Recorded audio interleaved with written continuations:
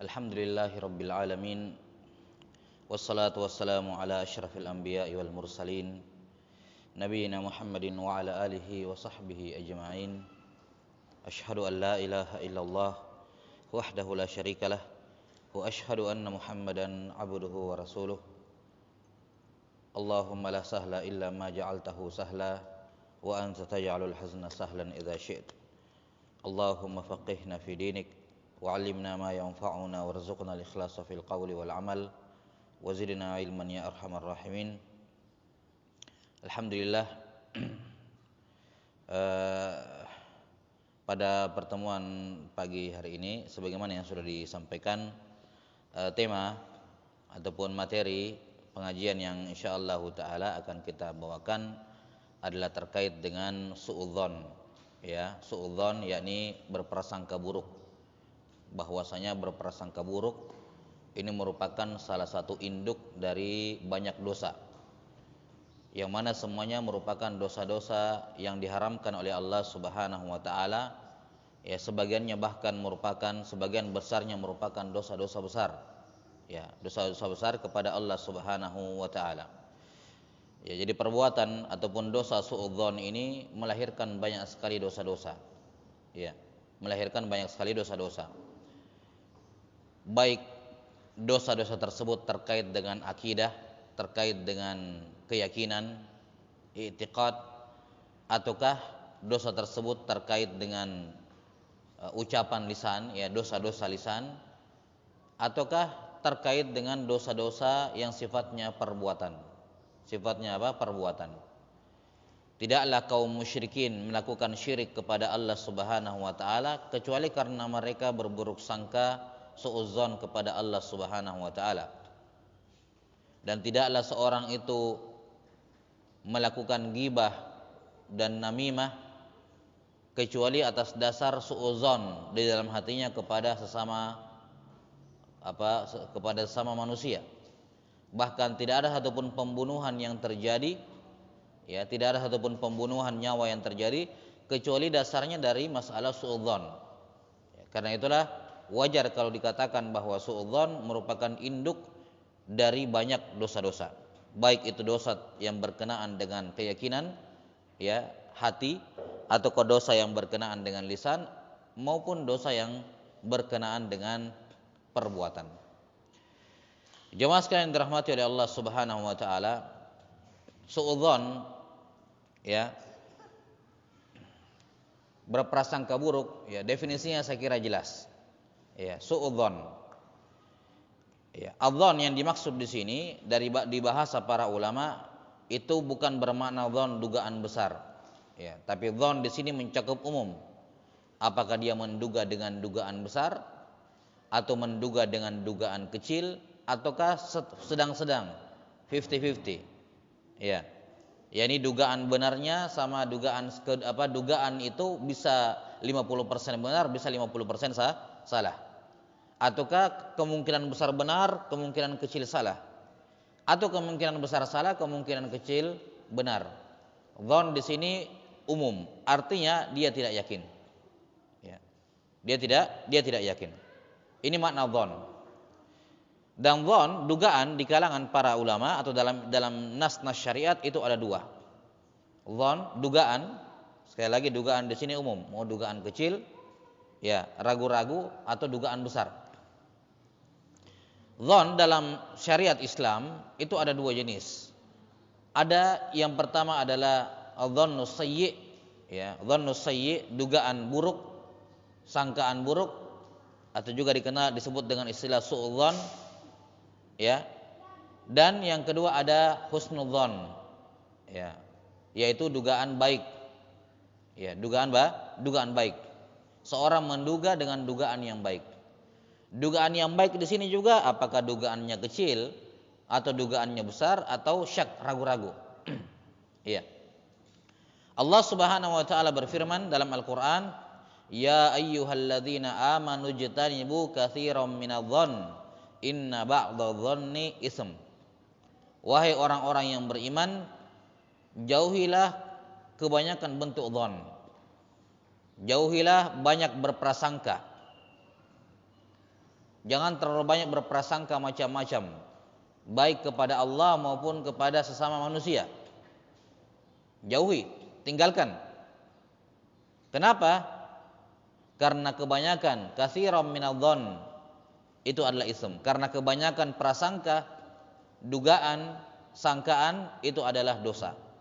Afwan, fa inna ba'dha, karena sebagian dari prasangka itu adalah dosa. Ya, sebagian prasangka adalah dosa. Kata para ulama, ayat ini menunjukkan bahwa prasangka itu sebagiannya dosa dan sebagian lain tidak dosa. Karena seandainya semua prasangka itu dosa, pasti Allah menyebutkan semuanya dosa. Tapi ketika Allah menyebutkan inna ba'dadh-dhonn, bahwa ada sebagian dhon yang merupakan dosa, pemahamannya ada sebagian lain bukan dosa. Kapan dugaan itu dianggap dosa dan kapan setengah yang lain, ya dugaan yang lain itu bukan dosa? Ya kembali kepada yang disebutkan tadi. Kalau dugaannya adalah dugaan buruk, maka itu masuk dalam kategori dugaan yang dosa. Kalau prasangka itu adalah prasangka yang buruk, maka itu masuk dalam kategori prasangka yang dosa. Tapi kalau prasangkanya adalah prasangka yang baik kepada Allah, kepada orang lain, kepada sama manusia, kalau prasangkanya adalah prasangka yang baik, maka itu adalah prasangka yang berpahala, tidak mendatangkan dosa.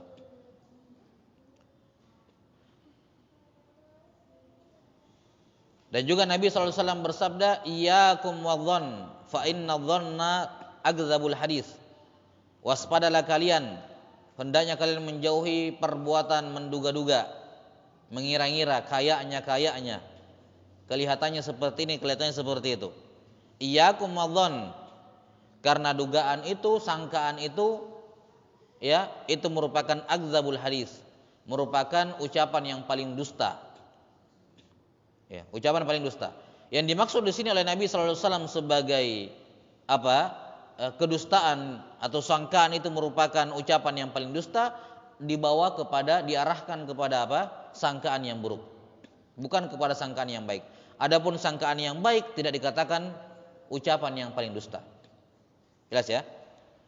Ya, jadi sangkaan yang dikatakan oleh Nabi SAW sebagai sangkaan atau lebih buruk daripada dusta, ya seburuk-buruk kedustaan, yang dimaksud dengannya adalah dugaan buruk, ya su'udzon.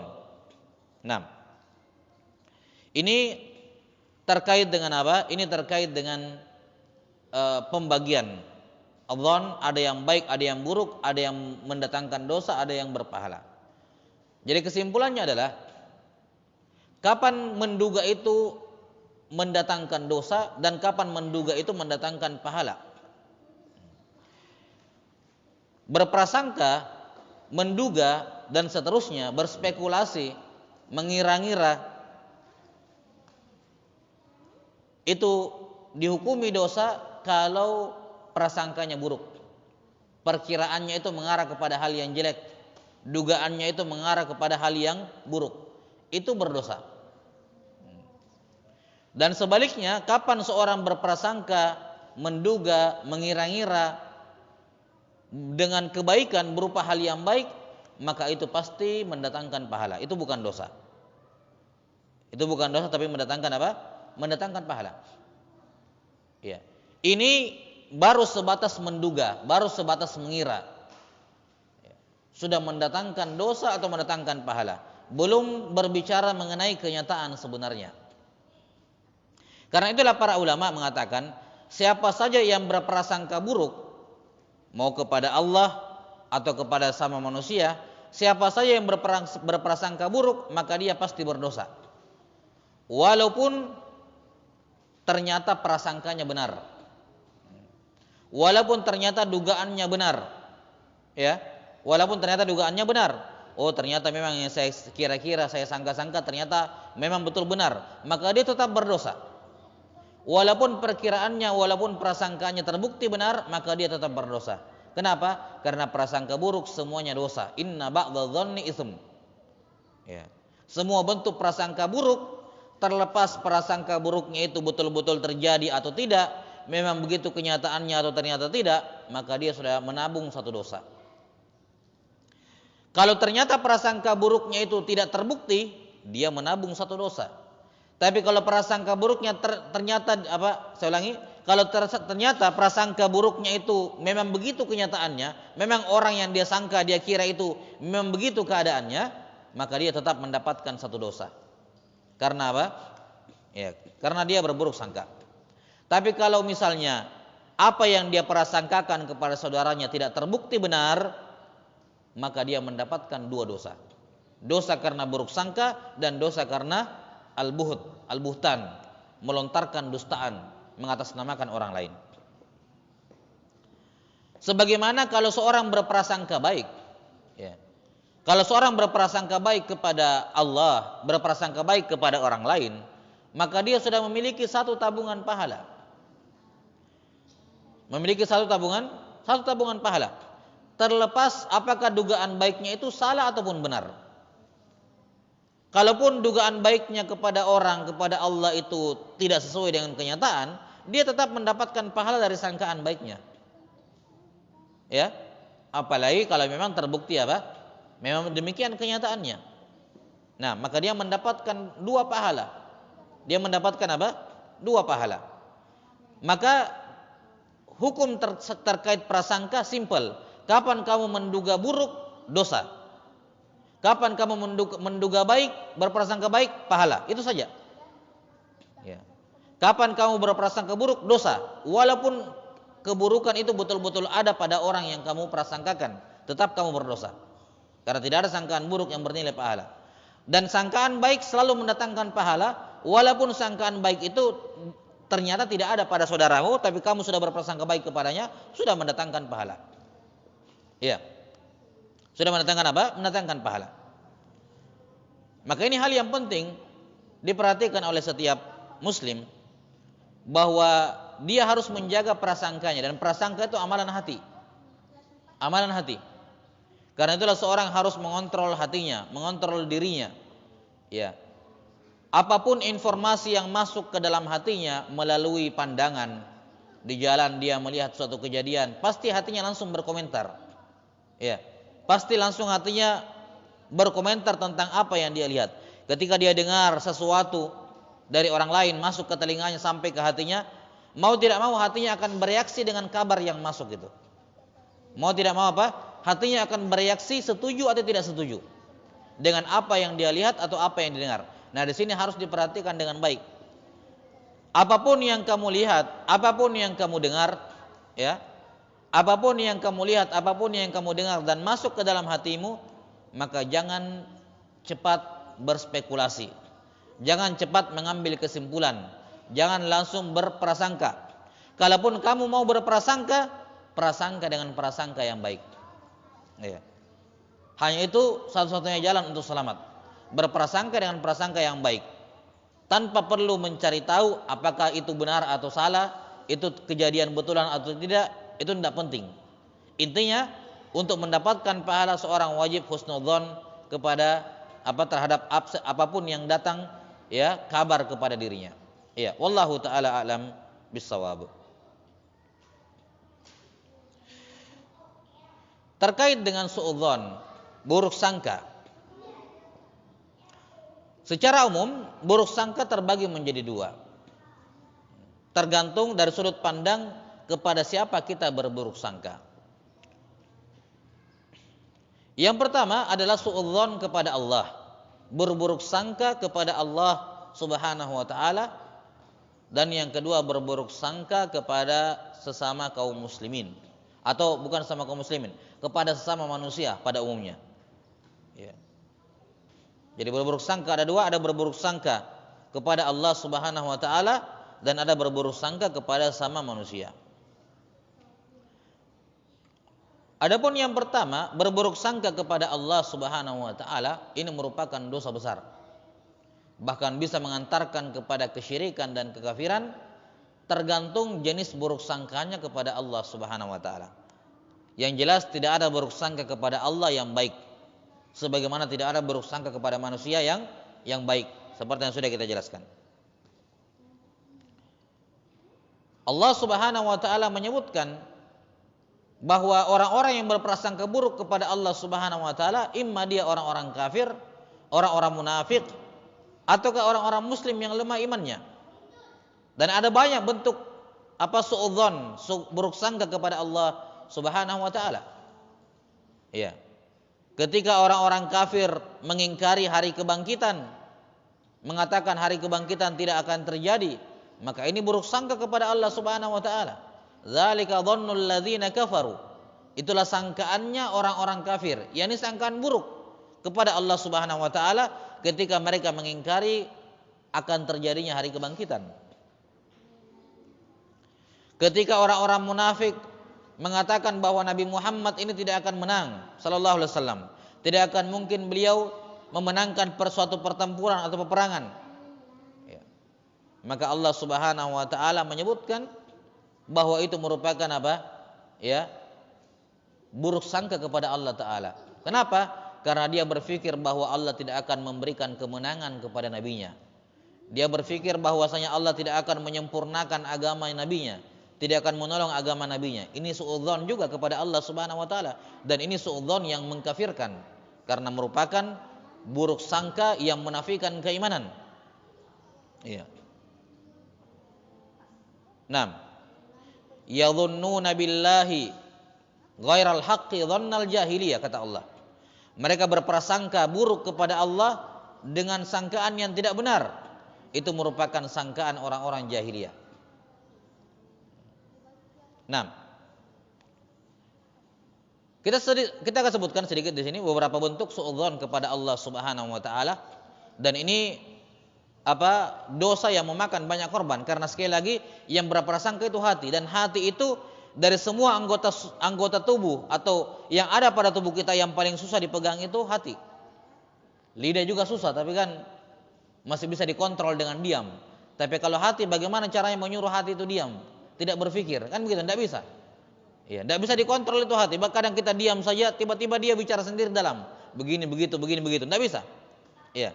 Kadang kita dapat kabar ada begini ada begitu, kita bisa tahan mulut kita tidak berbicara, saya tidak mau komentar. Tapi hati dia tidak bisa tahan untuk berkomentar. Iya. Hati tidak bisa dia tahan untuk apa? Untuk berbicara. Karena itulah hati ini anggota tubuh kita yang paling susah. Karena kita tidak bisa mengontrol. Karena itulah dari rahmat Allah Subhanahu wa taala, Allah memaafkan yang namanya khatarat, lintasan-lintasan yang muncul dalam hati selama tidak diucapkan. Iya, selama tidak diucapkan. Tapi ingat, bedakan antara khatarat dengan dhon. Iya.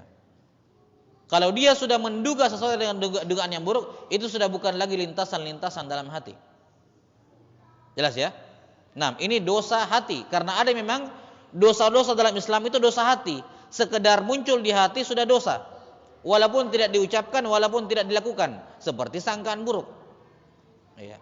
Bedakan dengan khatarat, lintasan yang muncul terus langsung dihilangkan, muncul sekilas langsung dihilangkan saat itu juga, enggak diperlarut, enggak dipikirkan berlarut-larut. Nah, suudzon juga asalnya kayak gitu. Ketika dia mendengarkan berita, melihat sesuatu, tiba-tiba muncul terlintas dalam hatinya. Nah, ini tidak boleh dia biarkan kalau sifatnya buruk. Dia harus hilangkan segera, dan itu kapan dia hilang segera, itu statusnya hanya sebagai khatarat yang tidak ada nilainya, tidak berdosa, dimaafkan oleh Allah taala.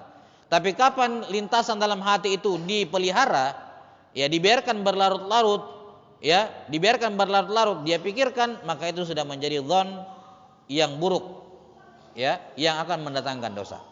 Baik. Di antara bentuk suudzon kepada Allah Subhanahu wa taala, yang pertama adalah tentu saja ya, berbuat kesyirikan kepada Allah Subhanahu wa taala. Semua bentuk kesyirikan dan kekafiran kepada Allah Subhanahu wa taala lahir karena suudzon kepadanya. Iya.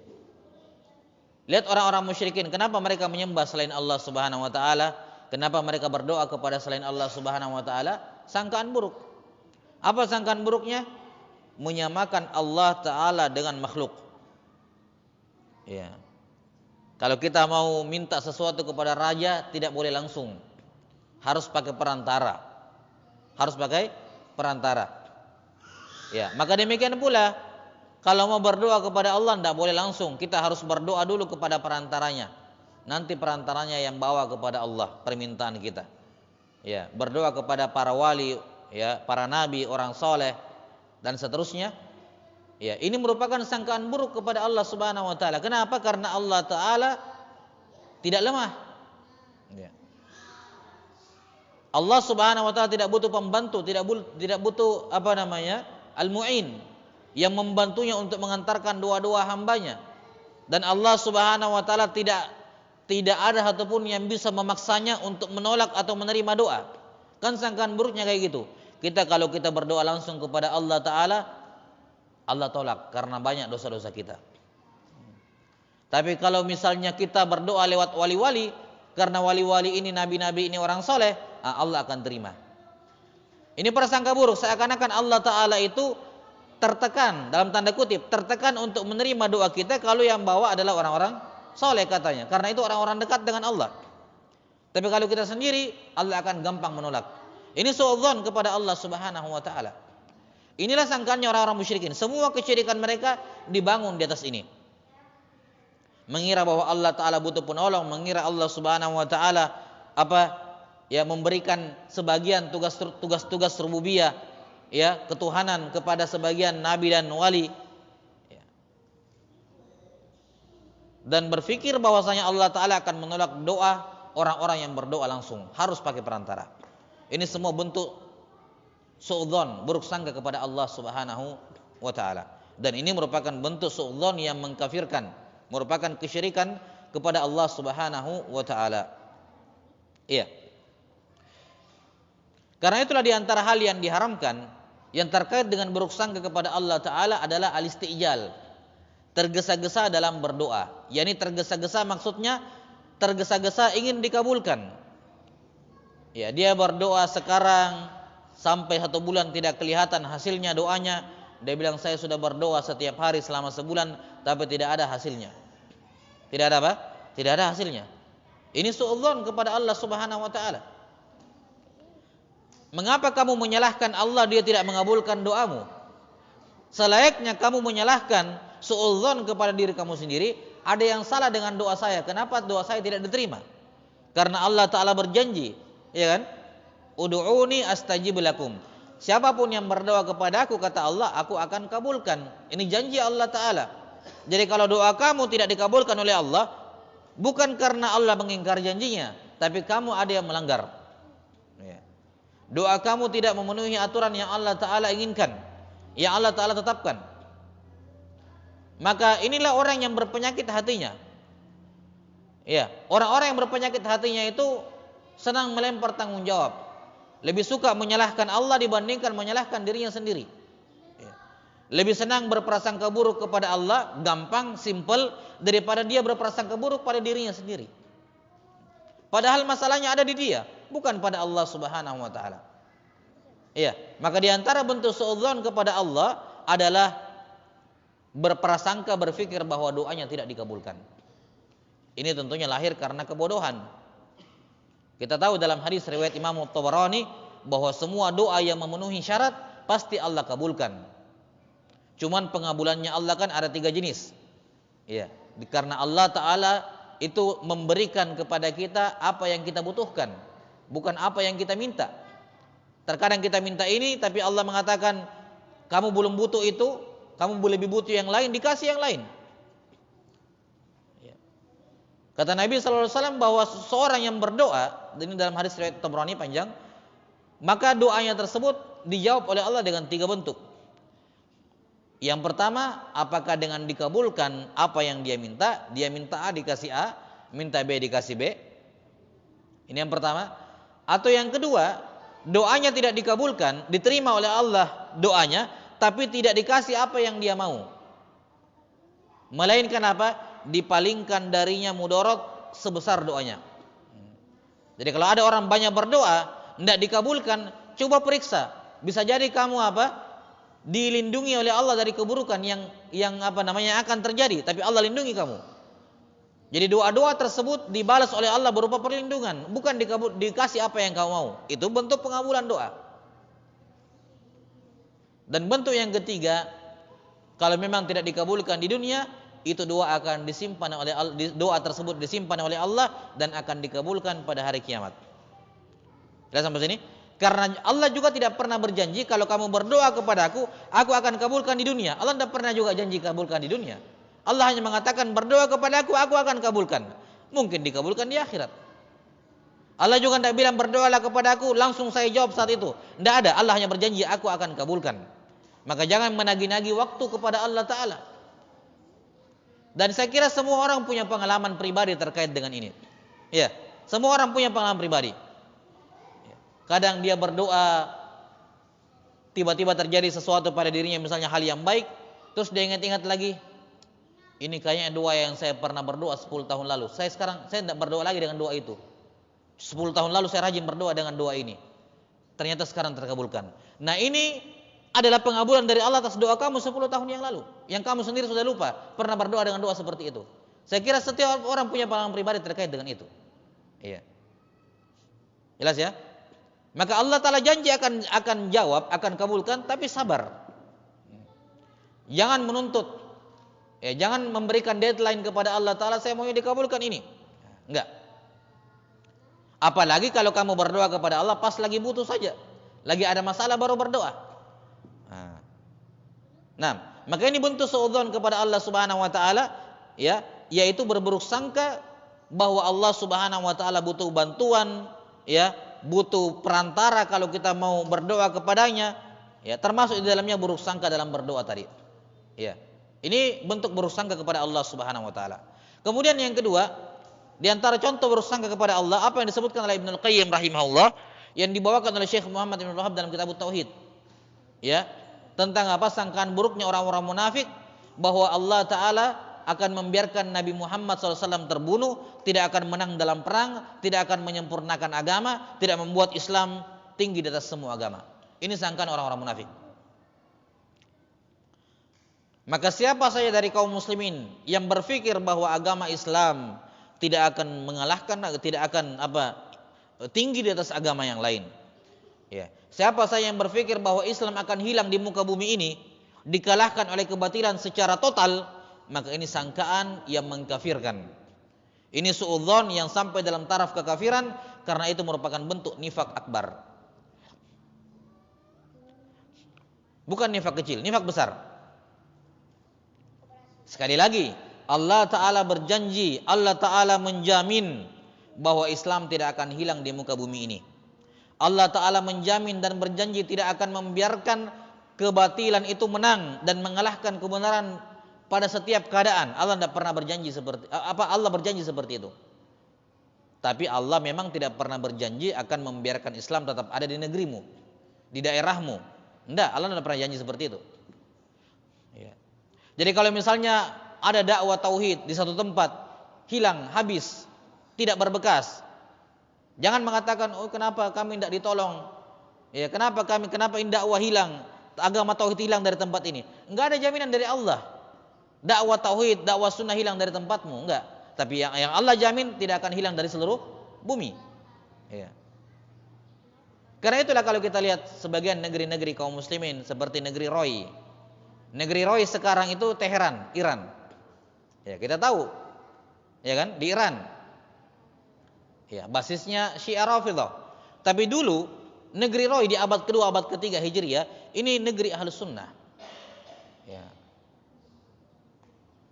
Para imam yang nisbatnya Ar-Razi itu dari negeri Roy. Ya. Ar-Roy kalau dijadikan nisbat ditambahi zai, huruf zai dikatakan Razi. Ya. Abu Hatim Ar-Razi, Abu Zur'a Ar-Razi, Muhammad bin Muslim bin Wara Ar-Razi. Ini satu negeri semuanya Ahlus Sunnah. Tapi hilang. Karena memang Allah tidak pernah menjamin Islam ataupun tauhid ataupun sunnah itu pasti tidak akan hilang dari suatu tempat. Kapan sudah muncul tidak mungkin hilang. Enggak ada jaminan seperti itu. Maka siapapun yang berpikir bahwasanya Islam akan dikalahkan oleh kebatilan secara total di semua tempat di muka bumi ini, itu suudzon, bersangka kepada Allah Subhanahu wa taala. Karena Allah menjamin itu tidak akan terjadi.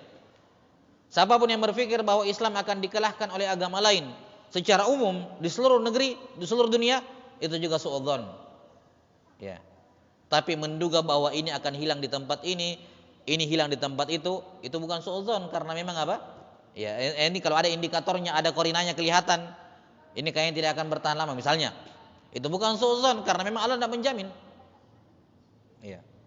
Nah, intinya adalah meyakini kapan agama Islam hilang dari seluruh dunia ini, maka ini merupakan suudzon yang merupakan kekafiran karena merupakan bentuk kemunafikan nifak akbar yang mengeluarkan pelakunya dari al-Islam.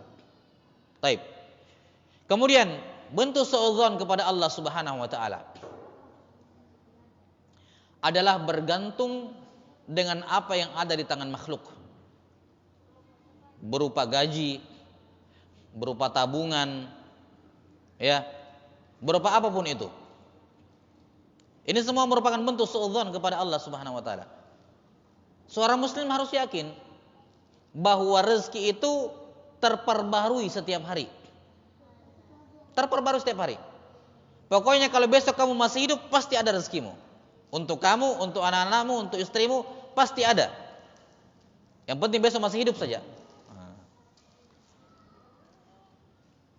Iya kan? Karena di antara wahyu yang Allah Ta'ala sampaikan kepada Nabi SAW, lan tamuta nafsun hatta yastakmila rizquha. Tidak ada satupun jiwa yang mati kecuali rezekinya sudah sempurna. Nah, ini yang susah. Ini yang susah. Ini suudzon kepada Allah Ta'ala ketika seorang berpikir besok tidak ada rezeki kalau saya tidak ya, saya masih hidup tapi saya tidak dapat rezeki kalau begini dan begitu. Ya. Ini suudzon kepada Allah Subhanahu wa taala.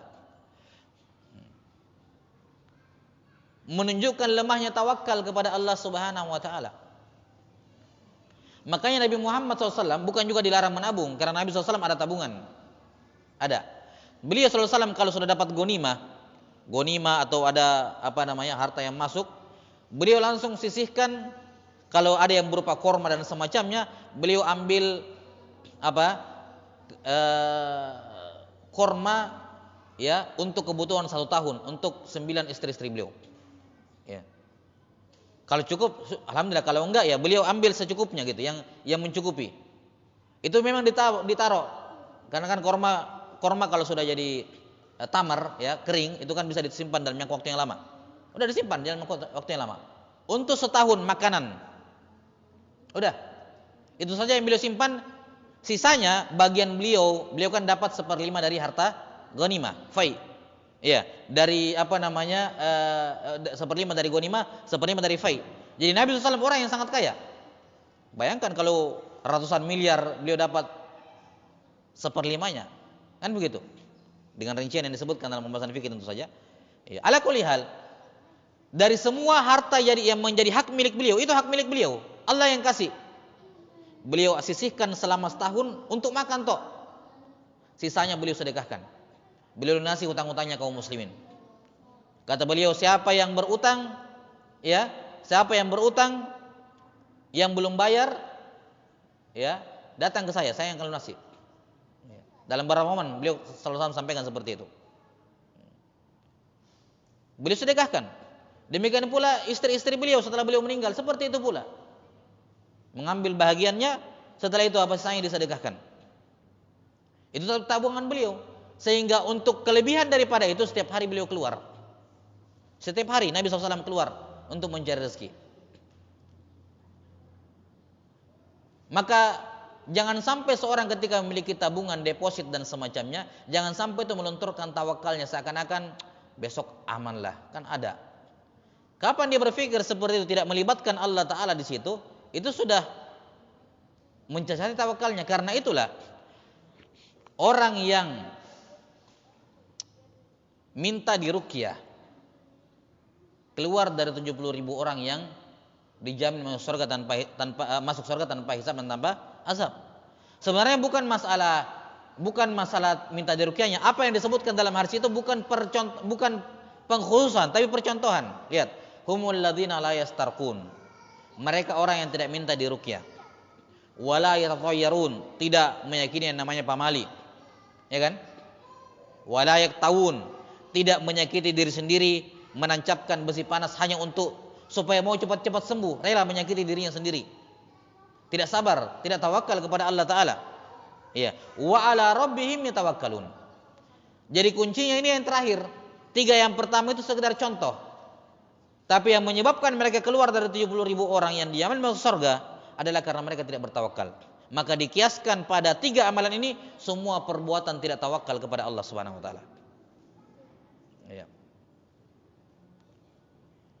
Ketika dia minum obat, ketergantungan hatinya kepada obat besar. Kenapa? Karena itu selalu. Akhirnya dia setiap minum obat itu hilang. Misalnya. Suatu ketika dia sakit, dalam pikirannya apa? Gampang, nanti minum obat itu juga sembuh. Nah, nggak ada lagi pikirannya Allah Subhanahu wa taala di situ. Ya. Nggak ada lagi pikirannya Allah taala di situ. Ya, mau ini oh, nanti gampang ada. Karena itulah beda jenis tawakalnya orang yang punya jaminan tiap bulan dengan orang yang harus kerja tiap hari. Kalau dia kerja hari itu tidak makan, itu pasti beda banget tawakalnya itu. Pasti beda. Ya. Nilai tawakal mereka yang kerja harian itu, yang kalau tidak kerja 1 hari bisa tidak makan, itu tawakalnya luar biasa. Yang penting orangnya bagus juga ya, paham tentang tawakal gitu. Ya. Itu tawakalnya luar biasa. Beda dengan orang yang saya sudah siapkan untuk 1 tahun ini, mau ngapain? Saya tidak kerja juga, nggak ada masalah, nggak pusing. Kenapa? Ada jaminan sudah. Bukan Allah yang jamin, tabungannya. Nah, itu kan itu tawakalnya terkurang. Nah, ini diantara bentuk suudzon kepada Allah Subhanahu wa taala. Ya.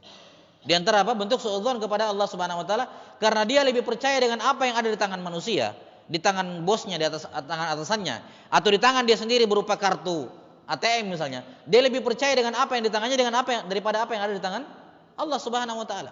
Itu suudzon. Mau tidak mau itu suudzon kepada Allah taala. Nah, karena itulah masuk surga tanpa hisab, tanpa azab itu susah sekali. Iya. Sulit sekali mewujudkan hal tersebut kecuali niat itu harus dijaga tiap hari.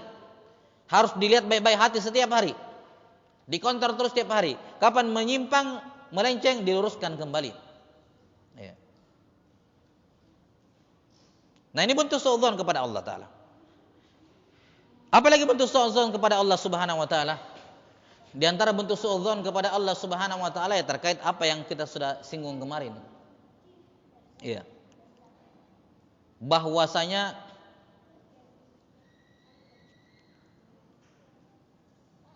rezeki itu berbanding lurus dengan usaha.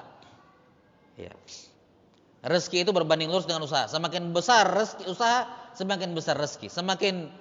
Semakin kurang usahanya, semakin kurang rezekinya. Ini suudzon kepada Allah. Bukankah rezeki semua sudah diatur, sudah selesai takdir, sama dengan umur? Iya.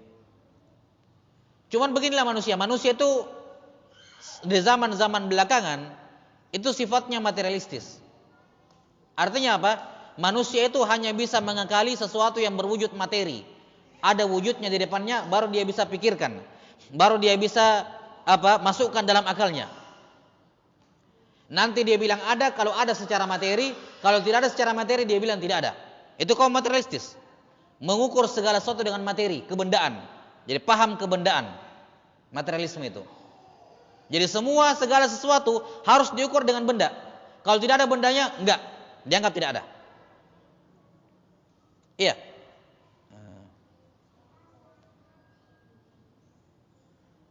Cuman ada sebagian orang yang setengah-setengah. Iya. Masih percaya, ya, masih percaya dengan hal yang sifatnya non materi, tapi juga masih tinggi kepercayaannya kepada materi. Saya kasih contoh saja, masalah umur dengan rezeki yang sudah kita sebutkan. Umur dan rezeki itu kan ditetapkan bersamaan, ditakdir juga bersamaan, habis juga bersamaan. Kalau kita berbicara umur, hampir semua muslim tidak akan banyak ngomong. Ketika kita bilang umurmu itu tidak akan bertambah. Iya. Umur itu hanya Allah yang tahu. Umur itu sudah ditetapkan. Semua orang iya. Ya. Biar kamu check up sekali sebulan kesehatan, tidak akan menambah umurmu walaupun 1 hari. Ya. Dan walaupun kamu meninggalkan check up rutinmu, tidak akan mengurangi umurmu walaupun 1 hari. Kan begitu. Masih banyak kaum muslimin bisa paham ini.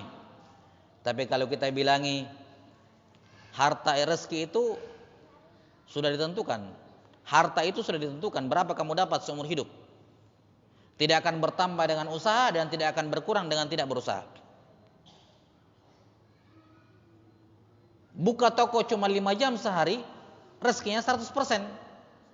Buka toko 24 jam, rezekinya tetap 100%, tidak akan bertambah dan tidak akan berkurang. Ini banyak yang nggak terima. Banyak nggak terima. Kok seperti itu? Kok begitu? Ya. Kenapa? Karena paham materialistisnya tinggi. Ya. Jelas ya? Karena itulah ada perbincangan yang menarik disebutkan ya antara Imam Malik dengan Imam Syafi'i. Iya, terkait rezeki itu harus dijemput atau datang sendiri. Kan begitu. Sudah harus dijemput atau datang sendiri. Kata Imam Syafi'i rahimahullah, ini walau alam kisahnya ya, cuma disebutkan kisahnya, saya tidak cek juga keabsahannya, tapi masyhur kisahnya diceritakan. Ya. Katanya Imam Syafi'i katakan apa? Rezeki itu harus dijemput, harus keluar, didatangi baru dapat rezeki. Kata Imam Malik enggak, rezeki itu tidak perlu dipanggil, tidak perlu dicari, dia datang sendiri. Ya. Maka satu ketika Imam Syafi'i rahimahullah taala keluar, ketika beliau berguru kepada Imam Malik, keluar mendapati orang sedang panen anggur. Imam Syafi'i rahimahullah membantu setelah membantu manen diberikan upah. Ya, diberikan inilah pemberian. Setelah itu beliau bawa pulang kepada guru beliau Imam Malik untuk dinikmati bersama. Kata Imam Syafi'i rahimahullah, lihat ini bukti benarnya ucapan saya. Kalau saya tidak keluar, tidak bantu orang, kita nggak dapat rezeki anggur ini. Ya. Ini bukti menunjukkan bahwa harus dijemput. Kalau saya tidak keluar kerja, bantu-bantu orang, kita tidak akan dapatkan anggur ini. Kata Imam Malik rahimahullah, justru ini bukti benarnya pendapat saya. Karena saya dari tadi tidak kemana-mana, ya, itu yang datang ke saya. Karena memang sudah rezeki saya. Rezeki saya, dia yang datang. Menunjukkan saya yang benar, bahwa rezeki itu tidak perlu dijemput, dia sendiri yang datang. Kalau kita membaca firman Allah Ta'ala, Aina ma takunu yudrikkumul maut. Dimanapun kalian berada, kalian akan dijemput oleh kematian. Semua orang percaya. Tidak ada seorang pun yang bisa menghindar dari kematian. Walaupun dia lari kemana, dikejar oleh kematian. Tapi kalau kita bilang rezeki juga seperti itu, dan ini sabda Nabi Sallallahu Alaihi Wasallam, bahwa rezeki itu akan mengejar seseorang sebagaimana kematian mengejar seseorang. Yani kalau ada orang mencoba lari dari kematian, dia tidak akan lolos. Demikian pula kalau ada orang mencoba menghindar dari rezekinya, dia tidak akan lolos. Pasti dapat rezeki. Maka rezeki akan mengejar dia sebagaimana kematian mengejar dia, karena dua-duanya takdir. Pasti akan mendapati dirinya. Bagaimanapun dia mengusahakan agar dirinya tidak mati, akan mati pada waktunya. Dan bagaimanapun dia berusaha menghindar dari rezeki yang akan mendatanginya. Walaupun dia bersembunyi di tempat yang sangat kokoh. Nah, maka ini dua hal pemahaman yang butuh diluruskan di tengah kaum muslimin, bahwa ajal dan rezeki itu sama. Maka bagaimana konsepnya muslim dalam memahami ajal, begitu juga gunakan konsep yang sama dalam menyikapi apa? Rezeki. Kapan tidak? Suudzon kepada Allah Subhanahu wa taala. Itu merupakan bentuk apa? Bentuk buruk sangka kepada Allah Subhanahu wa taala. Nah, ini beberapa bentuk apa? Suudzon kepada Allah Subhanahu wa taala. Apalagi di antara buruk sampai jam berapa? 8:30. Sedikit lagi. Ya, di antara bentuk suudzon kepada Allah yang terakhir, ini berimbas kepada masalah yang kedua yang akan kita bahas besok hari insyaallah, yaitu suudzon kepada Allah bahwa Allah Subhanahu wa taala apa bahasanya ya? Membagi pembagian seenaknya, tidak adil atau yang semacamnya. Sehingga ada sebagian orang yang dapat lebih, ada yang dapat kurang. Dia yang dapat, saya enggak dapat. Ini nanti akan berimbas kepada suudzon kepada orang lain. Suudzon kepada sama manusia. Bentuk yang kedua insyaallah kita akan bahas besok bismillah. Tapi bentuk suudzon kepada sesama manusia lahir gara-gara apa? Suudzon kepada Allah Ta'ala, menganggap bahwa pembagian Allah tidak adil. Iya. Kenapa dia yang dapat? Kenapa bukan saya? Iya. Kenapa anak saya meninggal bukan anaknya si Anu misalnya? Ya kan? Suudzon kepada Allah Ta'ala dalam hal pembagian rezeki. Ya, kita selalu bahas masalah rezeki karena ini omongannya orang. Walaupun rezeki kan luas ya. Orang masih bisa bernapas kan rezeki ya. Iya. Nah, luas, tapi kita fokusnya ke masalah harta ini, uang, karena ini yang tadi kita bilang sifat manusia zaman belakang itu materialistis. Kalau tidak dibicarakan masalah begitu tidak akan paham. Ya. Kan begitu. Karena sebagian orang mengatakan seandainya di soft pertama itu ada uang 100.000 bagian soft pertama, semua orang datang, rombongan, cepat-cepat. Kenapa? Pahala berwujud materi.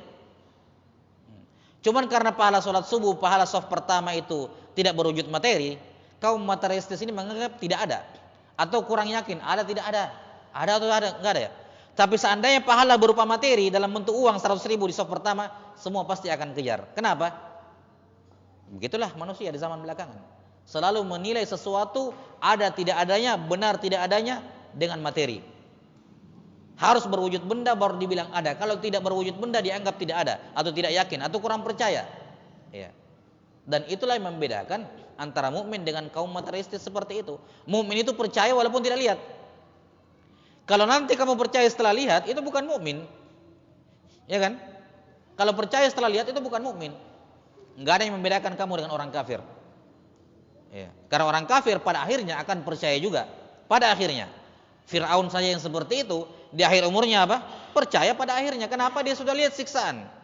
Selama ini dikira mitos. Ucapannya Nabi Musa, ancamannya dianggap angin lalu saja. Dia tidak lihat. Ya. Tapi ketika diwujudkan siksaan tersebut dalam bentuk materi, berupa air yang menenggelamkan dirinya, barulah dia percaya.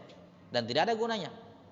Iman kepada sesuatu karena sesuatu itu berwujud materi, tidak ada gunanya.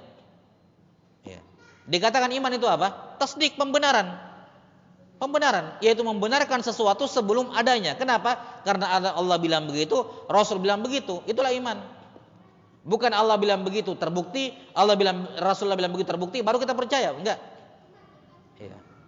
Karena kapan bukti ada baru percaya, maka iman tidak teranggap lagi ketika itu. Karena itulah iman tidak diterima ketika matahari terbit dari sebelah barat. Karena semua janji-janji tentang hari kiamat itu sudah berwujud materi, yaitu apa? Matahari terbit dari sebelah barat. Sama semua keimanan setelah itu tidak teranggap lagi. Ya, wallahu taala alam bisawab. Saya kira ini saja beberapa bentuk suudzon kepada Allah Subhanahu wa taala.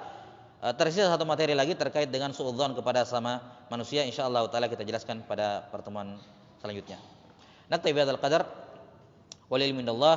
Nas'alullah taala yu'allimana mimma yanfa'una wa yanfa'ana bima 'allamana. Innahu waliyyu dzalika wal qadiru alaihi. Subhanakallahumma bihamdik asyhadu an la ilaha illa anta astaghfiruka wa atubu ilaik. Wa sallallahu ala nabiyyina Muhammadin wa ala alihi wa sahbihi wasallam. Assalamualaikum warahmatullahi wabarakatuh.